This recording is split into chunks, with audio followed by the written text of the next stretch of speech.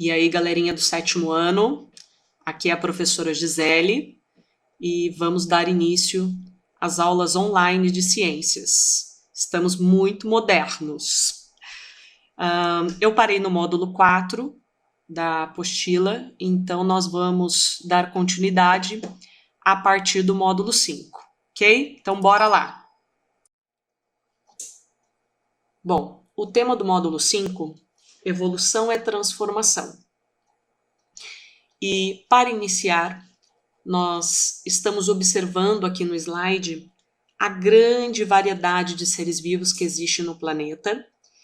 E na apostila de vocês também tem uma imagem mostrando essa grande diversidade. Está na página 291. E o módulo 5, ele vai falar um pouco sobre isso. Como acontece a formação de novas espécies e como elas mudam ao longo dos milhares de anos, tá? E falando da evolução das espécies, nós temos que citar o termo hereditariedade. Esse nome bonito tem uma definição muito simples. Na verdade, é a transmissão das características dos pais para os filhos, certo? Como nós observamos aqui na imagem, né? A família Simpsons apresentam características muito semelhantes. Então, hereditariedade é isso, é a passagem das características, das informações dos pais para os filhos, certo? Eu falo da característica, aqui a gente está analisando a característica física, porém, todas as informações, elas são passadas dos pais para os filhos. E como isso acontece? Através do nosso DNA, certo? Que fica lá no núcleo da célula. Então, ele é o responsável por transmitir essas informações dos pais para os filhos. E a transmissão das características acontece na reprodução, mais especificamente na fecundação, que é o encontro entre o óvulo da mãe e o espermatozoide do pai. Durante este encontro, acontece a formação do embrião, certo? E o DNA? O que o DNA tem a ver com isso? Gente, durante este encontro, também vai acontecer a mistura do DNA dos nossos pais. E o novo indivíduo formado, ele recebe essa mistura de DNA, né? Recebe um pouquinho do pai e um pouquinho da mãe. Pessoal, tem um nome para isso, nós chamamos de variabilidade genética. É quando o indivíduo formado, ele tem a mistura do DNA dos seus progenitores, certo? É claro que nós observamos aqui no slide, né? Ó, o filho muito parecido com o pai e aqui a filha muito parecida com a mãe. Pode acontecer, claro, né? Como acontece na família de vocês também. Às vezes ocorre assim: eu não sou parecida com os meus pais, mas sou parecida com meu avô, minha avó, meu bisavô, meu tio, minha tia. Isso acontece também. Essa é a graça da genética, né? O DNA ele pode provocar esse tipo de situação na espécie, certo? Agora, o que a gente observa na imagem? Igual não, eles são parecidos, né? Eles são parecidos. Agora, os dois aqui, ó, mas exatamente igual ao pai, o menino aqui exatamente igual ao pai, ou exatamente igual à mãe, eles não são, tá? Eles são parecidos, mas não são iguais. Guardem isso, tá?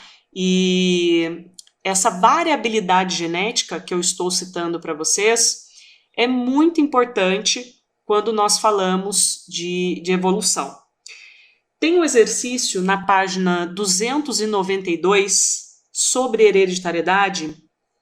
Seria legal que vocês já fizessem agora, tá bom? Página 292. Tem uma imagem, a imagem de uma família, e ele pede no exercício para vocês colocarem as características semelhantes entre os componentes da família.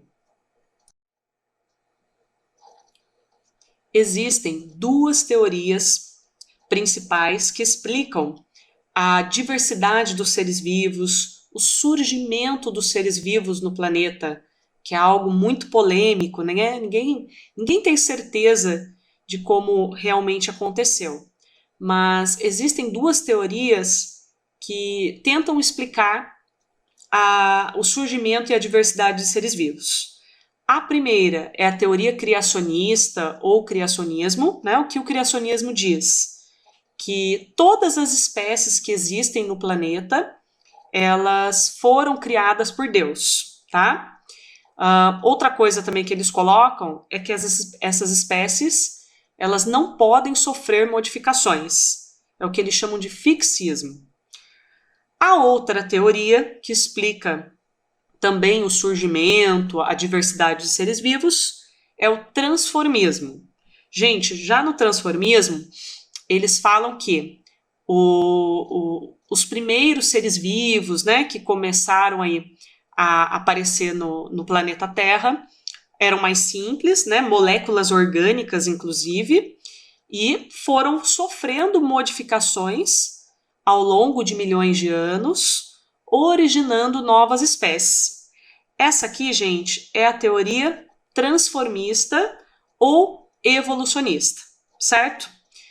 Vou pedir a vocês que respondam o exercício da página 293 agora. Em relação à teoria transformista ou evolucionista, né, dois cientistas ficaram famosos por tentar explicar como isso acontece, que foi Lamarck, esse acredito que muitos não conheçam, mas o próximo aqui com certeza, Darwin, né? Charles Darwin, ou o correto, gente, é falar Charles Darwin, tá? Mas em português nós vamos falar Charles Darwin mesmo.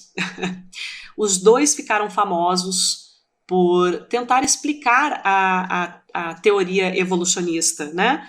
Nossa, e aí? Como as espécies sofrem essas modificações? Então, os dois ficaram famosos por tentar explicar. Vamos estudar um pouquinho das principais ideias de Lamarck e Darwin.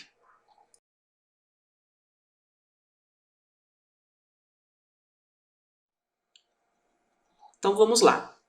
Lamarck primeiro. Antes de falar das principais ideias dele, quero deixar claro que essa teoria é considerada errada, tá? Mas a gente precisa estudar porque ela foi utilizada durante muitos e muitos anos. Então a gente precisa colocar as ideias de Lamarck por este motivo, tá? Então o que dizia a teoria de Lamarck? As espécies elas tendem a tornar-se cada vez mais complexas, certo? Isso realmente a gente observa que as espécies elas vão mudando e se tornando cada vez mais desenvolvidas, mais efetivas no ambiente. A segunda ideia dele, ele dizia que os órgãos surgiam em função das necessidades impostas pelo ambiente, tá? Então, vamos lá, deixa eu pegar um exemplo aqui. Lamarck dizia assim, eu vou viver num ambiente que tem uma cor mais verde, tipo uma floresta. Então, eu tenho que me tornar verde para conseguir me adaptar a este ambiente, certo? Então, seria mais ou menos esse conceito aqui de necessidades impostas pelo ambiente. Agora vem a terceira lei de Lamarck, a terceira ideia, que é a lei do uso e desuso. Como funciona? Essa ideia ela fala assim, se você usa muito uma parte do corpo, ela fica desenvolvida. E se você não usa, ela atrofia. Até um certo ponto, né, se a gente for pensar, não está tão errado assim, né? Porque vamos ver um exemplo. Uma pessoa que faz muita atividade física, né, malha bastante, vai à academia, e então ela está desenvolvendo, ela está usando mais a musculatura do corpo. Então, claro, ela vai ficar mais forte. Agora um exemplo de desuso. Se uma pessoa, infelizmente, sofre um acidente e fica paraplégica, então, como ela para de movimentar as pernas, tem uma tendência a atrofiar essas estruturas do corpo, né? Então, a gente pode até perceber uma pessoa que é paraplégica, mesmo fazendo fisioterapia, né, exercícios, a perna, ela fica um pouco mais fina do que de uma pessoa normal, de uma pessoa que continua caminhando, tá? Então, até um certo ponto, a gente pode considerar. Agora, aqui vem o maior erro da teoria de Lamarck. É o seguinte, a ideia é transmissão das características adquiridas. É o último ponto que vocês têm aqui no slide. Então, aqui foi o maior erro dele. Olha o que ele dizia. Eu acredito que o segundo ponto e o último podem ser considerados os maiores erros dele. Ele falava assim, que essas características que você adquiria no ambiente, tipo, vou usar o exemplo anterior. Eu fui lá, malhei bastante, fiquei forte e engravidei. Quando a minha filha nasceu, ela já nasceu com essa característica. Então, esse último item aqui, transmissão das características adquiridas, ele falava isso. Se você adquirir uma característica no ambiente, tipo, fiquei forte, pintei meu cabelo, deixa eu ver um exemplo aqui.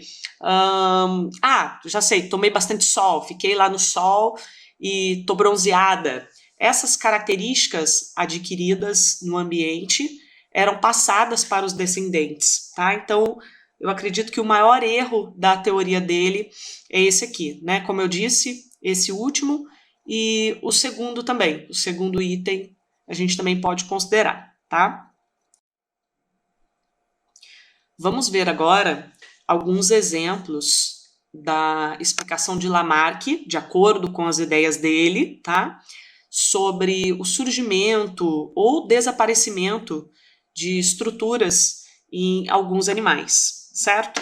Lembrando que a teoria de Lamarck não é mais utilizada hoje em dia, tá? A gente sabe que a teoria dele está errada.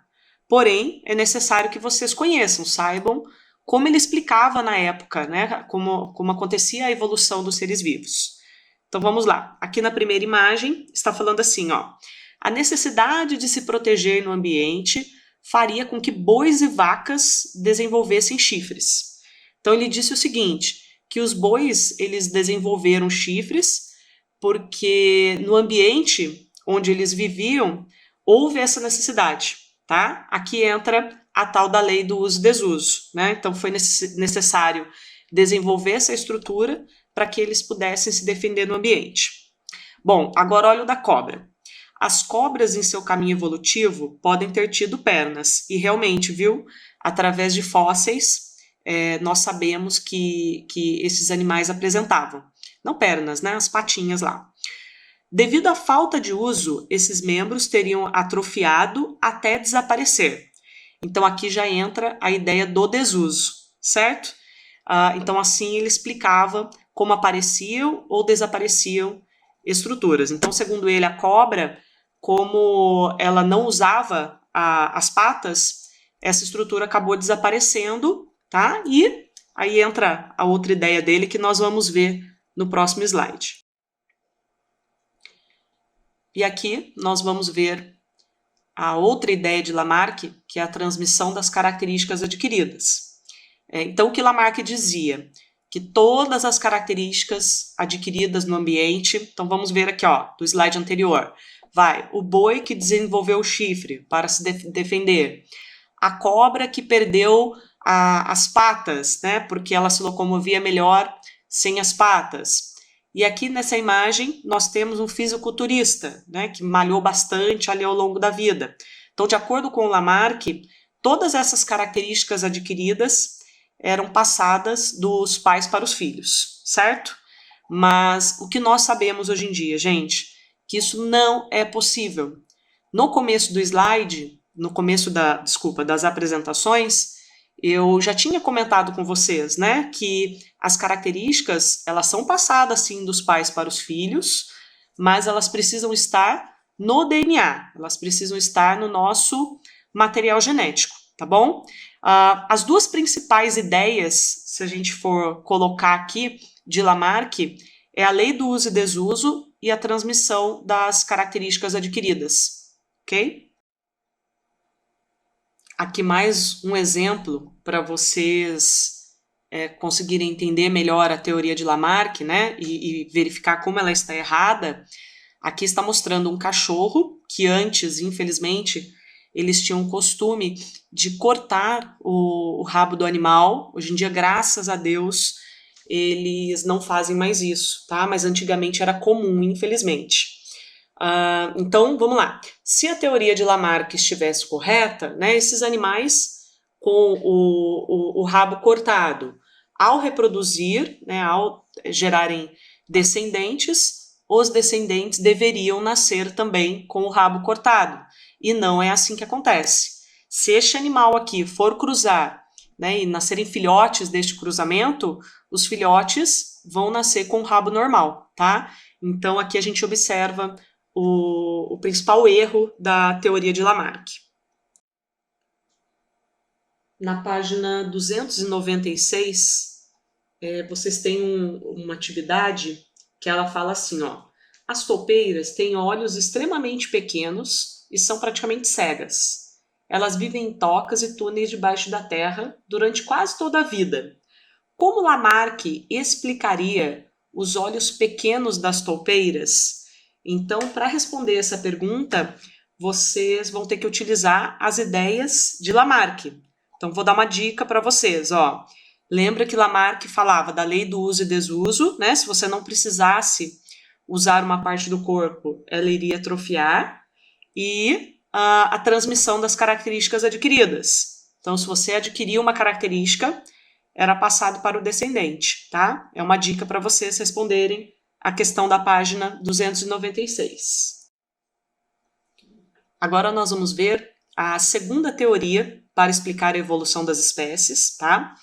É a teoria que nós utilizamos como padrão hoje em dia, a teoria de Darwin, Charles Darwin, mas eu quero deixar claro que em ciência as coisas mudam, né? Então pode ser que, sei lá, daqui 10, 20 anos essa teoria seja substituída, mas por enquanto é a teoria que nós utilizamos para explicar a evolução das espécies, certo? Essa teoria já sofreu algumas alterações, porém o padrão não mudou. As alterações vocês não vão estudar no 7º ano, vocês vão estudar no ensino médio, ok? Então, vamos falar um pouco sobre Charles Darwin, que ficou muito famoso, né, por explicar a evolução das espécies, e na verdade, assim, na época ele não sabia exatamente o porquê, mas as ideias dele são mais coerentes para explicar a evolução. Antes de falar das ideias em si, a gente precisa contar um pouquinho, né, sobre os fatos da vida de Darwin, então vamos ver alguns. Bom, falando um pouquinho, né, sobre a história de Darwin, uma que ficou muito famosa foi essa viagem que ele fez durante 5 anos a bordo do navio Beagle ao redor do mundo. Então a gente observa aqui no slide, esse tracejado em vermelho, todos os lugares por onde ele passou, tá? Então, todos esses lugares que ele passava, ele fazia as observações dos seres vivos, né, das plantas, dos animais. Então, ele conseguiu juntar um material muito grande para montar a sua teoria da evolução. E percebam o seguinte, que aqui na América do Sul foi onde ele fez muitos estudos, né? Existem vários experimentos, vários estudos de Darwin que foram feitos com seres vivos, com animais e plantas da América do Sul, mais especificamente nas Ilhas Galápagos, como nós vamos mostrar alguns exemplos aqui para vocês, tá? Então ele foi juntando materiais para conseguir montar a teoria da evolução. Aqui mostra o navio que eu falei para vocês no slide anterior, né, o navio Beagle, que ele utilizou para dar a volta ao mundo. Agora sim, vamos falar das principais ideias de Darwin, tá? A primeira é a seleção natural, e a segunda não está aqui no slide, mas eu falo para vocês, é a variabilidade genética, ok? Então, vamos entender um pouquinho mais da seleção natural. Imagine o seguinte, você tem lá vários indivíduos da mesma espécie, tá? Vou pegar cachorro para a gente poder entender melhor. Então, você tem lá vários cachorros vivendo em um local, só que neste local tem pouca disponibilidade de alimento, certo? No meio desses cachorros, que são todos da mesma espécie, eles, dois ou três, eles são mais ágeis, são mais fortes, são mais espertos, tá? Aí o que vai acontecer? Esses três mais espertinhos, mais fortes, eles vão conseguir pegar mais alimentos para eles, tá? E os outros vão ficar sem nada. Os outros não vão conseguir pegar. O que pode acontecer, gente? Esses mais fracos, eles podem acabar morrendo. E os mais fortes, não posso dizer que é mais forte, mas esses que têm características diferenciadas, eles que conseguiram se alimentar, no caso, né? Eles vão sobreviver, eles vão reproduzir e passar esta característica adiante, ok? Então, na verdade, o que a seleção natural ela diz é que entre os indivíduos da mesma espécie existem muitas diferenças entre eles, certo? E às vezes essas diferenças elas podem ser vantajosas, ou às vezes não, né? Às vezes pode ser uma diferença, tipo uma mutação, algo que faça esse indivíduo ter algum prejuízo. Aí não.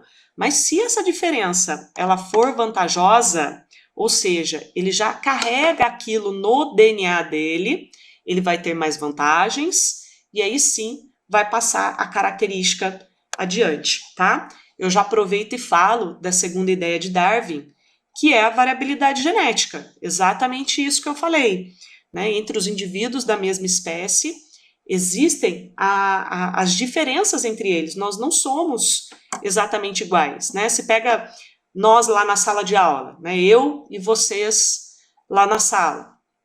Se a gente for observar, existem muitas diferenças, né? Entre os humanos, entre os seres humanos. Então, às vezes, quando essa diferença ela é vantajosa, ela pode favorecer o indivíduo, né?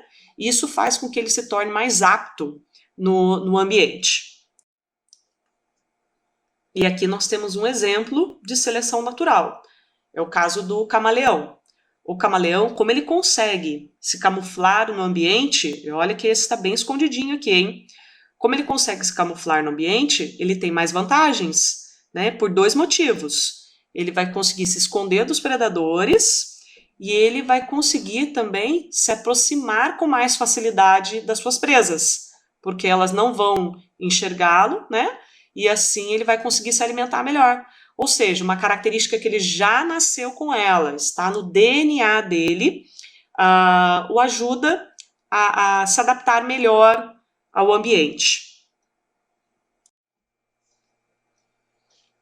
Quando Darwin estava montando a sua teoria da evolução, né, juntando todos os materiais para conseguir finalizar, ele foi influenciado por Thomas Malthus, tá? Então, na verdade, ele começou a estudar as ideias de Thomas Malthus, que, na verdade, gente, não tinha nada a ver com a parte científica. Na verdade, ele era um economista, tá? E o que Malthus percebia na época? Que isso acabou influenciando na teoria de Darwin. Ele observava o seguinte, que na época o crescimento populacional, que está representado em vermelho aqui no gráfico, ele acontecia de uma maneira muito mais rápida, né, muito maior do que a produção de alimentos. Então, o que estava acontecendo na época, né, a quantidade de alimentos não era suficiente para suprir toda a população. Então, o que acontecia? Na época, somente aquelas pessoas que tinham mais condições, né, que eram mais ricas, ou seja, que tinham mais acesso à alimentação, elas conseguiam obter esses alimentos. A população mais pobre, com mais dificuldades, elas não tinham tanto acesso à alimentação Então, muitas pessoas acabavam morrendo de fome e tinha todo esse problema. Então, o que Darwin observou nessa ideia nesse estudo feito por Thomas Malthus? Opa, nossa, tem tudo a ver com a minha teoria de seleção natural, né? Que os indivíduos que estão mais aptos conseguem sobreviver. Então, ele pegou algumas ideias de Thomas Malthus e acrescentou na sua teoria. Vamos fazer uma comparação agora sobre as teorias de Lamarck e de Darwin, né? Então, qual é a principal diferença entre as teorias dos dois? Lamarck dizia o seguinte, que o ambiente provocava a modificação no indivíduo, certo? Então, se eu vou viver num ambiente azul, então eu tenho que dar um jeito de ficar azul para eu conseguir me adaptar àquele ambiente, certo? Darwin não. Darwin dizia o seguinte, que é a teoria que nós utilizamos como padrão hoje em dia. Ele falava o seguinte, que os indivíduos da mesma espécie apresentam diferenças entre si, né? Não são idênticos, nós somos diferentes, que é a variabilidade genética, e o ambiente simplesmente seleciona o indivíduo que está mais adaptado ou não a viver ali, tá? Então, essas são as principais diferenças na teoria dos dois. Agora eu vou mostrar para vocês uma explicação que ficou muito famosa para diferenciar as teorias de Lamarck e de Darwin. Prestem bastante atenção, porque se alguém ainda ficou com dúvida, agora vai entender direitinho, tá? Então vamos lá. Aqui nós vamos falar da evolução da girafa de acordo com Lamarck e Darwin. Então, mais ou menos o seguinte, né? Por que as girafas apresentam pescoço comprido atualmente, certo? Então, vamos lá. Primeiro, de acordo com Lamarck, que é a sequência A, certo? Então, vamos lá. Olha o que Lamarck dizia. Que antigamente só existiam girafas de pescoço curto, tá? Como a gente observa aqui na primeira imagem da sequência A. E o que acontecia? De tanto esticar o pescoço para alcançar a copa das árvores, mas por que elas iriam fazer isso se elas podiam pegar, né, a vegetação rasteira? Então eles dizem que a vegetação rasteira acabou, como a gente observa na segunda imagem aqui na mesma sequência, então elas foram obrigadas a tentar pegar a vegetação na copa das árvores. E de tanto esticar o pescoço, né, aqui entra a lei do uso e desuso de Lamarck, de tanto tentar esticar o pescoço, elas conseguiram fazer isso, né? Elas conseguiram esticar o pescoço e ficaram com o pescoço mais comprido, certo? Essa característica adquirida no ambiente, agora entra lá outra ideia de Lamarck, essa característica adquirida no ambiente foi passado para os descendentes ao longo das gerações. Então é assim que Lamarck explica a evolução, né, das girafas, né, o aumento do pescoço das girafas. Elas tinham um pescoço curto, de tanto esticar para alcançar a copa das árvores, elas se tornaram girafas de pescoço longo e passaram isso para os descendentes, né, através das gerações, ao longo das gerações, desculpa. Agora vamos ver a explicação de Darwin para a evolução das girafas, né? Então vamos lá, olha o que Darwin dizia, essa teoria mais coerente, olha o que ele falava.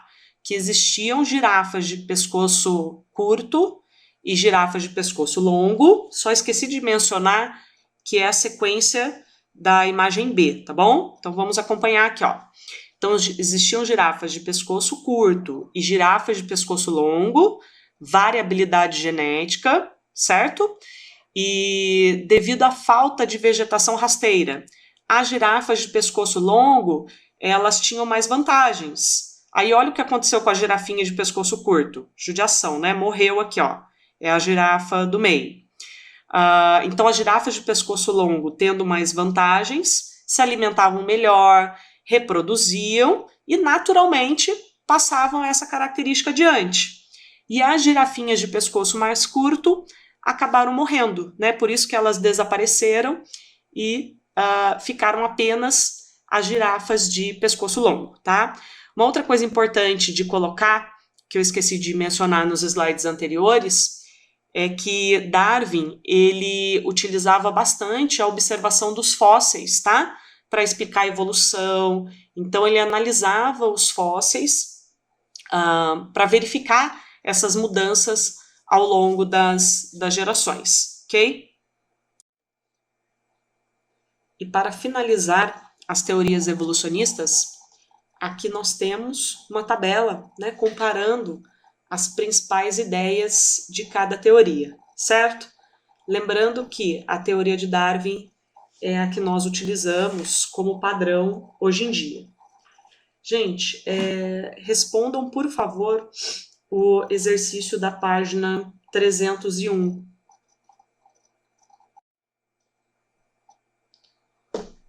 Agora nós vamos ver como os cientistas explicam a formação de novas espécies, né? Então, vamos lá. Mas a partir de um ancestral, a partir de um indivíduo, né, várias outras espécies podem ser formadas. Então, existem várias explicações em relação a isso, e eu vou passar para vocês as principais, certo? Então, vamos lá, para a gente começar aqui. O termo especiação. Especiação significa a formação de novas espécies. Este conteúdo, pessoal, está na página 301 da apostila, certo? Então, vamos lá. Aqui nós temos uma população, né, inicial de insetos, no caso são besouros. O que eu quero que vocês observem na imagem? Que esses besouros, eles não são totalmente iguais, ok? Nós vamos trabalhar com cores. Então, apresentam cores diferentes. Um é marrom mais clarinho, o outro tem uma tonalidade verde, o outro é um marrom mais escuro, ou seja, todos são da mesma espécie, mas apresentam variabilidade genética, ok? O primeiro tipo de especiação que nós vamos estudar é a especiação geográfica. Como funciona? Por algum motivo, certo? Essa população ela foi separada.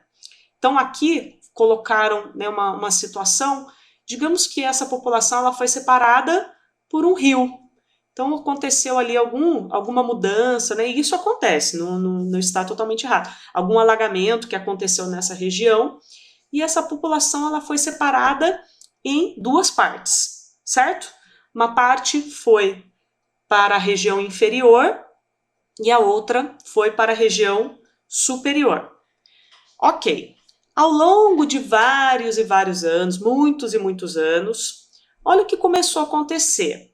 Essa população que está na parte superior do rio, né, desse rio que está dividindo a população que está na parte superior, ela começou a apresentar um padrão diferente da população que está na parte inferior do rio. O que provavelmente pode ter acontecido aqui, gente? No caso, os besouros que tinham uma coloração mais verde, eles estavam com mais vantagens nessa parte superior. Vou pegar um exemplo, tá? Pode ser que nessa parte superior o ambiente era formado por árvores, né? Um ambiente mais florestado. Então, os besouros que já apresentavam coloração verde tinham mais vantagens nessa região superior. Agora, a população que está na parte inferior do rio já aconteceu o contrário. Aqueles que tinham coloração verde não estão apresentando uma vantagem tão grande aqui. Ao contrário, aqueles que apresentam coloração marrom têm mais vantagens aqui embaixo. Então, provavelmente, pessoal, aqui embaixo, o ambiente, né, deve ser mais aberto, não deve ser tão florestado, né? Então a coloração marrom ela foi mais vantajosa aqui nessa parte inferior do rio, ok? Ah, mas isso quer dizer que eles mudaram a cor do nada? Não, não. As variações que eles já apresentavam, certo? No caso, a população que está acima do rio, a coloração verde foi mais vantajosa, porque o ambiente era mais florestado. E a população que ficou na parte inferior aqui do rio teve mais vantagens com a coloração marrom, porque provavelmente o ambiente era mais aberto. Lembrando que eu estou colocando uma suposição, só para vocês entenderem. Bom, e aí passaram-se muitos e muitos anos, né? Milhões de anos, vamos colocar aqui um prazo maior. E o que a gente observa no final, pessoal? Na parte que estava na região, a população que estava na região superior ao rio, apenas os besouros verdes sobreviveram, né? Foram selecionados pelo ambiente, porque tinham mais vantagens, ok? E agora a população final só apresenta essa característica, somente a coloração verde. Já a população que estava na parte inferior, depois de muito tempo, o que aconteceu? No final, o mesmo padrão, né? As cores mais para o tom do marrom, amarelado, que sobreviveram mais. Gente, digamos que essa população, essas duas populações, elas voltem a se encontrar, né? Por algum motivo, esse rio aqui secou e elas voltam a se encontrar, ok? Só que agora elas já apresentam tantas diferenças entre si que elas não conseguem mais reproduzir. Lembra que eu falei para vocês? Espécie, conjunto de indivíduos da mesma espécie, né? Conjunto de indivíduos com maior grau de semelhança, que conseguem reproduzir e gerar descendentes férteis, tá? Então, digamos que essas duas populações que mudaram bastante ao longo de milhões de anos, quando elas se encontraram, elas não conseguem mais reproduzir e gerar descendentes férteis. Chegou nesse ponto, gente, nós temos a formação de duas novas espécies. Então, o que a gente observa neste padrão? Nós observamos uma única população no começo, tá? E, por algum motivo, né, por alguma mudança geográfica, no caso aqui a gente colocou a situação de um rio separando essas populações, elas foram mudando tanto ao longo das gerações, ao longo dos milhões de anos, que ao se encontrarem não conseguiam mais gerar descendentes férteis. Tá? Isso a gente chama de especiação geográfica. Então, de uma população surgiram duas populações diferentes. Lembrando que aqui, pessoal, entra a ideia de seleção natural, tá? E também a variabilidade genética. Vejam que interessante esse exemplo que tem no slide, né? Aqui está falando assim: de acordo com as características do ambiente, uma determinada variação pode ser vantajosa ou não. Então vamos lá. Você tem uma população de ratos que são da mesma espécie, mas eles nasceram com cores diferentes. Então, alguns nasceram com coloração marrom e outros com coloração branca, certo? Se esses ratos, eles estão no ambiente de geleira, por exemplo, como nós observamos aqui na primeira imagem, quem vai ter mais vantagem? Aqueles que nasceram com coloração branca, ok? Seleção natural. Agora, se eles estiverem vivendo no ambiente mais florestado, né, com vegetação e tal, aqueles com coloração, que apresentam coloração marrom, vão ter mais vantagens. Então, essa questão da seleção natural, ela sim, né, tem a influência da variação genética, mas o ambiente, ele também vai selecionar. Ele vai selecionar o indivíduo que tem características mais aptas àquele ambiente. Mais um exemplo para vocês. E isso aqui realmente aconteceu, tá? Antes da industrialização, né? olha o que acontecia. O tronco das árvores, eles apresentavam uma coloração mais clara, né? E então mariposas que viviam ali, as mariposas mais clarinhas, elas tinham mais vantagens, ok? Por quê? O tronco era mais claro, elas conseguiam se camuflar, como está mostrando na imagem A. Percebam agora, ó, depois da industrialização, né, a poluição, ela acabou provocando uma mudança na coloração do tronco das árvores. Então aí mudou tudo, gente. Olha só, as mariposas com coloração escura conseguiam se camuflar e as mais clarinhas não, tá? Então, variações que nós temos, elas podem ser vantajosas ou não, depende do ambiente onde estamos, certo? Terminamos aqui a nossa aula. Infelizmente, eu não consigo colocar mais coisas para vocês, porque o vídeo vai ficar muito longo, ok? Mas estou à disposição no WhatsApp, quem precisar tirar dúvidas. Façam, por favor, o restante dos exercícios, páginas 304 e 305, ok? E o em casa também. Por favor, façam as atividades, os exercícios do em casa, páginas 305 e 306.